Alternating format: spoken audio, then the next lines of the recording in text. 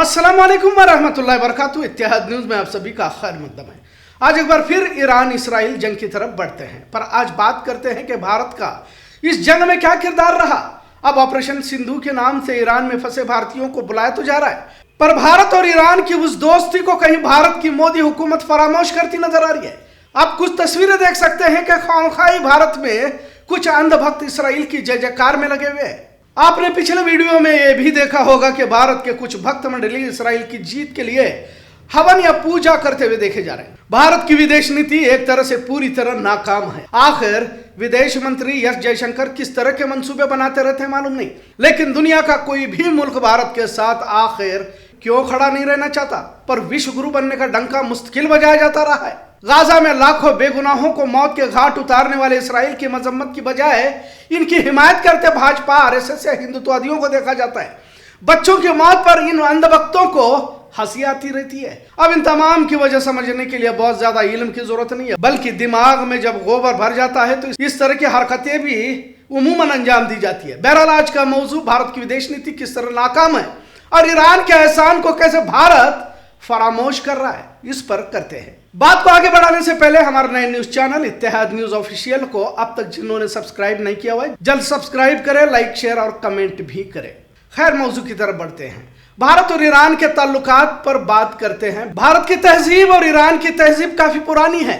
Iran जिसे पहले Persia कहा जाता था और उर्दू इसी फारसी जुबान से आई हुई है। आज भी भारत के हिंदी नाम पर फारसी लफ्ज इस्तेमाल किए जाते हैं। ईरान में पहले बुत परस्ती हुआ करती थी, पर जब इस्लाम फैला तो इस्लामी तहजीब का मरकज भी बन गया। 16वीं सदी में मुगल भारत में आए तो भारत में ईरानी तहजीब भी देखे जाने लगी। आज भी मुगल भारत में ईरान ही से दाखिल हुए की तारीख दर्ज है। खासकर 1739 में नादिर शाह दिल्ली पहुंच गया था। खैर, पर आज बात करते हैं ईरान ने भारत को ऐसे वक्त में मदद की थी जब पाकिस्तान ओआईसी में भारत के खिलाफ सैंक्शंस की मांग कर रहा था और काम तकरीबन मुकम्मल हो चुका था। अब इन बातों पर भक्त मंडली कुछ कहना नहीं चाहती, क्योंकि अब इन्हें सिर्फ मुस्लिम दुश्मनी नजर आ रही है। पर इन हकीकत को वाज़ह करना भी जरूरी हो जाता है, क्योंकि आजकल झूठ सर चढ़कर बोल रहा है। झूठ बोलो, बार बार बोलो कहते हुए जुल्म जबर को नाफिज करने की फिराक में कुछ फिरका परस्त देखे जा रहे हैं। कुछ तफसीलात इस मौजू के आखिर में भी पेश करेंगे। लिहाजा 1994 में तेहरान में ही इस्लामी मुल्कों का इजलास रखा गया था। पाकिस्तान ने कश्मीर मामले को लेकर भारत के खिलाफ इंसानी हुकूक की पामाली की बात करते हुए कुछ दलाइल पेश किए थे। बात सिर्फ इस्लामी मुल्कों की ही नहीं थी, बल्कि इसी फैसले को यूएन में रखकर आलमी सतह पर भारत को घेरने की पूरी कोशिश पाकिस्तान की जानिब से की जा चुकी थी। पर उस वक्त के वजीर आजम पीवी नरसिंह राव ने विदेश मंत्री दिनेश सिंह को, जो बिस्तर मर्ज पर थे, उनकी जगह पर किसी और को बिस्तर पर सुलाया गया और चार्टर्ड प्लेन से तेहरान भेजा गया। ईरान के उस वक्त के विदेश मंत्री अली अकबर हसन रफसंजानी ने जब व्हील चेयर पर ईरान पहुंचे भारत के विदेश मंत्री दिनेश सिंह को देखा तो वो खुद एयरपोर्ट पहुंचकर हकीकत को जानने की कोशिश करी और इस तरह पहुंचने की वजह पूछी। बहरहाल कुछ घंटे तफसीलात में गुफ्तगू हुई और ईरान ने पाकिस्तान के खिलाफ वोट करते हुए भारत के हक में अपना फैसला सुनाया और कहा कि इस मसले को आप अपने दरमियान ही सुलझाओ, लिहाजा सैंक्शन का मंसूबा पाकिस्तान का धराशायी रहेगा। और भारत की एक तरह से डिप्लोमेटिक जीत हुई। अब इन बातों का आज के गोबर भक्तों को क्या इल्म? अगर उस वक्त सैंक्शन लगाए जाते तो शायद तारीख कुछ और लिखी जाती। बहरहाल एक बार फिर उस वक्त ईरान ने भारत को चाबहार बंदरगाह का मशवरा दिया। जब पाकिस्तान भारत से जाने वाले तिजारती लवाजमात को, यानी तिजारती ताल्लुकात को अफगानिस्तान से होकर जाने पर पाबंदी लगा दी थी, तब ईरान ने भारत को चाबहार बंदरगाह का मशवरा दिया था, जिस पर अमल कर तिजारती ताल्लुकात को बेहतर बनाया गया था। पर क्या हिंदुत्व से मुतासिर मोदी हुकूमत इन तमाम पिछले एहसानात को भूल चुकी है? अब ये सवाल कांग्रेस की जानिब से भी किया जा रहा है और ये सवाल जायज भी बनता है। आखिर एहसानात को मोदी हुकूमत भूल कैसे जाती है? और इसराइल से आखिर इन्हें किस तरह का फायदा हो रहा है? क्या सिर्फ अमेरिका की पुष्टपना ही एक मकसद रहेगा? अब जब ईरान लगातार इसराइल की धुलाई कर रहा है, इसराइल के बड़े बड़े शहर तबाह हो चुके हैं, खुद ट्रंप अब इसराइल को तनहा छोड़कर 2 हफ्तों की मोहलत मांगने पर मजबूर हो चुका है। क्या करे कि ना करे की तरह अमेरिका की हालत बन चुके हैं। आखिर किस तरह की विदेश नीति भारत अपना रहा है, समझ से बाहर है। और बेगैरत गोदी मीडिया आज भी भारत के हर मामले को मास्टर स्ट्रोक साबित कर देश के अवाम को क्यों गुमराह कर रहा है?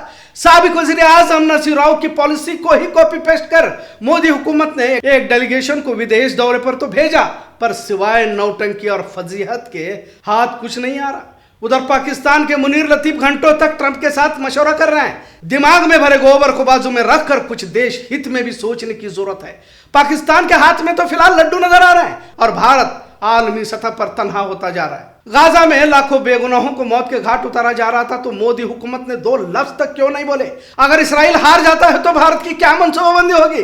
भारत के भक्तों को खुश रखने के लिए और मुसलमानों के खिलाफ अपनी सोच और फिक्र को जाहिर करने के चक्कर में देश की विदेश नीति का क्या होगा, इसका ख्याल मोदी हुकूमत को होना होगा। और उन एहसानात का क्या होगा जो ईरान ने भारत पर किया था? वैसे भी अक्सर भक्तों को विदेश नीति का कुछ इल्म नहीं रहता। इन्हें भारत में हिंदू मुस्लिम करने को ही सब कुछ समझ रखा है। बहरहाल ईरान इसराइल जंग में भक्तों के पापा खुद ट्रंप फंस चुके हैं। चीन रूस भी पाकिस्तान की हिमायत में है क्योंकि सभी ईरान की हिमायत में है। दुनिया तीसरी आलमी जंग की तरफ तो बढ़ रही है कहा जा रहा है, पर ट्रंप इसमें शर्मिंदा होने की कगार पर पहुंच चुका है। मान लो इसराइल हार गया तो एक तरह से ट्रंप की ही हार है, क्योंकि बारूद का असल सप्लायर यही अमेरिका तो है। और दुनिया देख चुकी है कि इसराइल के डिफेंस सिस्टम के 12 बज चुके हैं।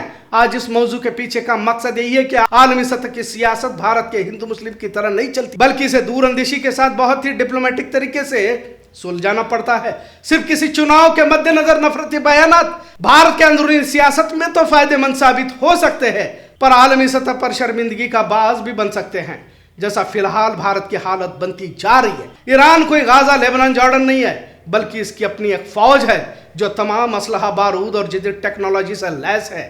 ईरान के पास बैलिस्टिक मिसाइल्स का अब भी भंडार मौजूद है और इसराइल न सिर्फ तबाह हो रहा है बल्कि रोजाना 6000 करोड़ का नुकसान बताया जा रहा है, जिससे इकोनॉमी तेजी से गिरती जा रही है। ट्रंप की हालत बहुत नाजुक बनती जा रही है। बहरहाल सिर्फ ट्रंप की खुशामद कर भारत के वजीर आजम तमाम विदेश नीति में नाकाम तो हो ही चुके हैं, साथ में ईरान के गुज़िश्ता एहसानात को भूल कर मजीद गलती करे इतना जरूर। आज का मौजू कैसा लगा इस पर जरूर कमेंट करें। इत्तेहाद न्यूज़ देखने के लिए शुक्रिया। अल्लाह हाफिज।